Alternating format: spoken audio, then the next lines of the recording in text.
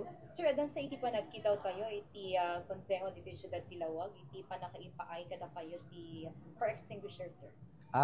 Kagpaiswanan na ma'am, ket dimawat ka matalaga, request kami ta dagiti fire trucks tayo ket awan ti fire extinguishers na tada na minsan ngamin napasamak ket dahil na ura ma motor ket agpaiso aminin mi nga awan extinguisher di giti fire trucks mi ta awan na talaga isuktan tapno alalisto man ti responde mi nagkikid daw kami iti fire extinguishers intended for fire trucks tanong kakas jay ma'am nga adda digijay kakas nga pasamak alisto laeng alalisto mi laeng i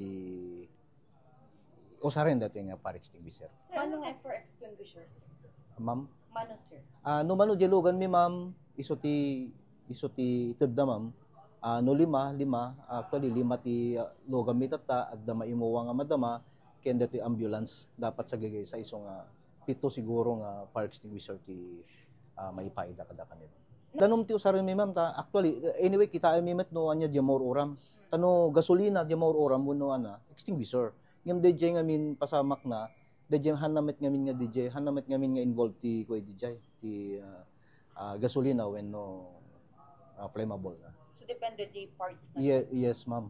Depende di more oram ngamin. Tada klase ti fires ngamin. So tay ko na tayo nga klase sa fires sa damit classes ti extinguisher nga dapat nga pang extinguish kid ito nga oram.